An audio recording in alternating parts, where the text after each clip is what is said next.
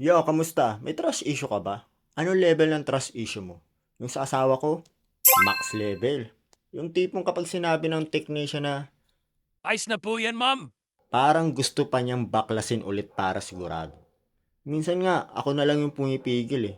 Kasi nararamdaman ko na marami pa talaga siyang tatanungin. Kaya inunahan ko na, mahal, magbigay ka naman ng konting trust sa trabaho nila. Well, ako kasi, bigay tiwala agad eh. Sa asawa ko naman, magpa-level ka muna. At akala ko dati, sobra lang talaga trust issue niya. Hanggang sa may nangyari sa buong namin. Noong 2021 or 2022, nagpaayos kami ng bubong. At yung kinuha namin, taga-village lang din namin. Sa isip namin, halos kapitbahay naman, kilala na, marami nang nagawang bahay sa village namin.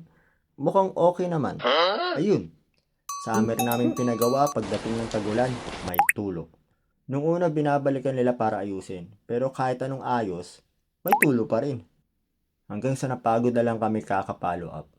Ang mas masakit, nung tumigil kami sa pag-follow up, tumigil na rin sila sa pagbalik. Kahit alam naman nilang may tulo pa.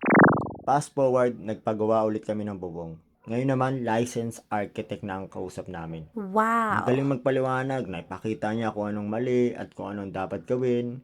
Kaya syempre, panatag ulit ang loob namin. Natapos ang trabaho, umulan, may tulo. Binalikan, inayos, umulan ulit, may tulo pa rin. At medyo naiinis din ako sa sarili ko.